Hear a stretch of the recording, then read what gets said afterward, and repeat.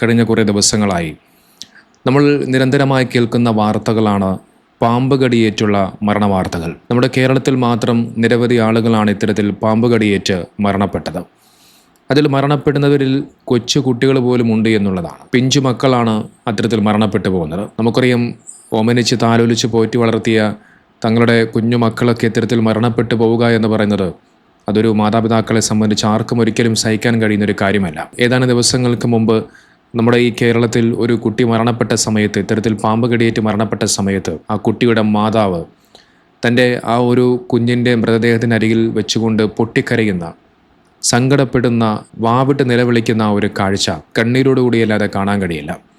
അത്രമേൽ ഹൃദയഭേദകമായ ഒരു കാഴ്ചയായിരുന്നു അത്. ഒരു മാതാപിതാക്കൾക്കും ഇത്തരത്തിലുള്ള ഈ ഒരു അവസ്ഥ ഉണ്ടാകാതിരിക്കട്ടെ. പാമ്പ് പോലെയുള്ള ഇഴജന്തുക്കളിൽ നിന്നും അള്ളാഹു നമ്മുടെ മക്കളെ കാത്തുരക്ഷിക്കട്ടെ. ചൂട് കഠിനമായതിനെ തുടർന്നാണ് പാമ്പുകൾ ഇത്തരത്തിൽ നമ്മുടെ വീടുകളിനകത്തേക്ക് മറ്റുമൊക്കെ ഇത്തരത്തിൽ വന്നു കയറുന്നത്. എന്നാൽ വീടിനകത്തേക്ക് മാത്രമല്ല, പള്ളികളിൽ പോലും, നിസ്കരിക്കുന്ന പള്ളികളിൽ പോലും ഇത്തരത്തിൽ പാമ്പുകൾ കയറുന്നുണ്ട് എന്നുള്ളതാണ്. പള്ളിയിൽ ആളുകൾ നിസ്കരിച്ചുകൊണ്ടിരിക്കുന്ന സമയത്ത് ആ ആളുകൾക്കിടയിലേക്ക് വലിയൊരു പാമ്പ് ഇങ്ങനെ ഇഴഞ്ഞു കയറി പോകുന്ന ഒരു കാഴ്ച ഞാൻ കാണാനിടയായി.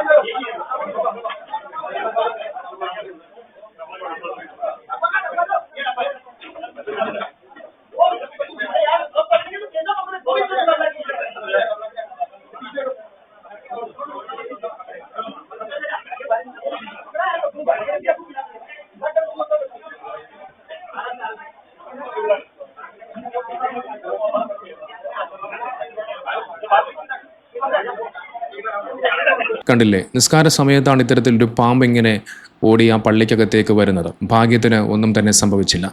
അതിലൊരു വ്യക്തി ആ പാമ്പിനെ പിടികൂടി അതിനെ പുറത്തേക്ക് കൊണ്ടുപോകുന്നുണ്ട്. ഇവിടെ സ്വാഭാവികമായ ഒരു ചോദ്യം വരാൻ സാധ്യതയുണ്ട്.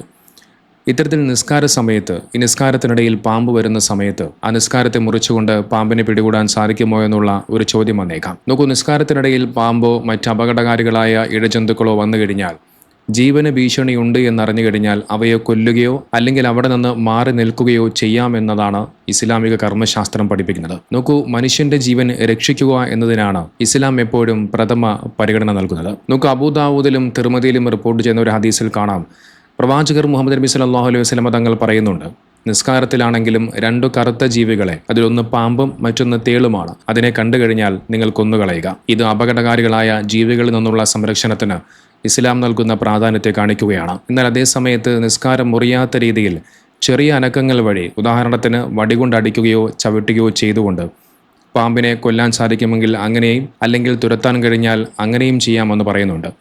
ഇത്തരം അത്യാവശ്യ ഘട്ടങ്ങളിലെ ചെറിയ അനക്കങ്ങൾ നിസ്കാരത്തെ അസാധുവാക്കില്ല എന്നുള്ളതാണ് പണ്ഡിതന്മാർ പഠിപ്പിക്കുന്നത്. പാമ്പിനെ കൊല്ലാനോ അതിൽ നിന്ന് രക്ഷപ്പെടാനോ ധാരാളം അനങ്ങേണ്ടി വരികയോ ജീവന് വലിയ ഭീഷണിയാണെന്ന് തോന്നുകയോ ചെയ്തു കഴിഞ്ഞാൽ ഒട്ടും മടിക്കാതെ നിസ്കാരം മുറിക്കാവുന്നതാണ്.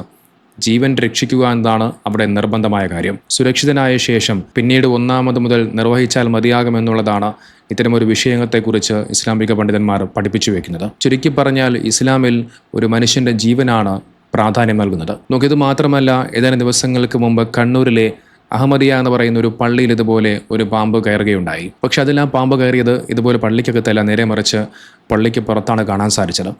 അതിനെ പിടികൂടുന്ന ദൃശ്യങ്ങളുമൊക്കെ പുറത്തു വന്നിരുന്നു.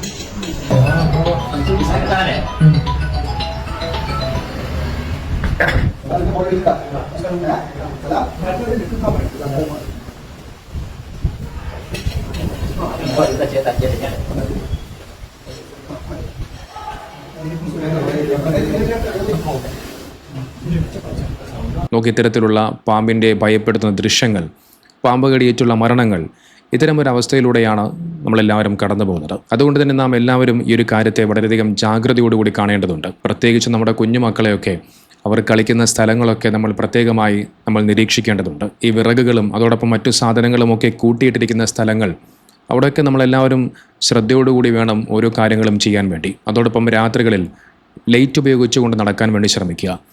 ശബ്ദമുണ്ടാക്കി നടക്കാൻ ശ്രമിക്കുക. നമ്മൾ നടക്കുന്ന സമയത്ത് ഇതുപോലെ വഴിയിലെങ്ങാനും ഇഴജന്തുക്കളുണ്ട് എങ്കിൽ നമ്മളുടെ ആ നടത്തത്തിൻ്റെ ശബ്ദം കാരണത്താൽ, നമ്മൾ ഉണ്ടാക്കുന്ന ശബ്ദം കാരണത്താൽ ആ വഴിയിലുള്ള ഇത്തരം ഇഴജന്തുക്കളൊക്കെ അവിടെ നിന്നും ഓടിപ്പോകുന്നതാണ്.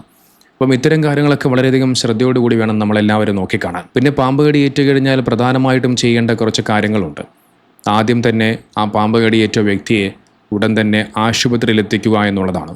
അതാണ് നമ്മൾ കൊടുക്കേണ്ട ആദ്യത്തെ മുൻഗണന എന്ന് പറയുന്നത്. ASV, അതായത് ആൻറ്റി സ്നേക്ക് വെനം ലഭ്യമായ ഏറ്റവും അടുത്തുള്ള ആശുപത്രി തന്നെ നമ്മൾ ആ രോഗിയെ എത്രയും വേഗം എത്തിക്കാൻ ശ്രമിക്കുക. അതോടൊപ്പം നീർവീക്കം വരാൻ സാധ്യതയുള്ളതിനാൽ ഈ വാച്ച്, മോതിരം, അതായത് ഇറുകിയ വസ്ത്രങ്ങൾ എന്നിവയുണ്ടെങ്കിൽ അത് മാറ്റാൻ വേണ്ടി ശ്രമിക്കുക. കടിയേറ്റ ഭാഗത്ത് ഉറപ്പുള്ള എന്തെങ്കിലുമൊക്കെ വസ്തുക്കൾ ചേർത്ത് വെച്ച് കെട്ടാൻ ശ്രമിക്കുക. അതോടൊപ്പം ശരീരത്തിൻ്റെ ചലനം കുറയ്ക്കുന്നത് വിഷം പടരുന്നത് സാവധാനത്തിലാകാൻ സഹായിക്കും. അതോടൊപ്പം ഈ പാമ്പ് കടിയേറ്റ വ്യക്തിയെ ഒരുപാട് ഭയപ്പെടുത്താതെ, ഒരുപാട് ടെൻഷൻ എടുപ്പിക്കാതെ ഇരിക്കുക എന്നുള്ളത് പ്രധാനപ്പെട്ട ഒരു കാര്യമാണ്. കാരണം ഈ ഭയവും ടെൻഷനും കൂടുന്ന സമയത്ത് നമ്മുടെ ബ്ലഡ് പ്രഷർ കൂടുകയും അതിനനുസരിച്ച് ഒരുപാട് മരണം പെട്ടെന്ന് സംഭവിക്കാൻ അത് കാരണമായി മാറും. അതുകൊണ്ട് തന്നെ വളരെയധികം ജാഗ്രത പാലിക്കേണ്ട ഒരു സമയമാണിത്.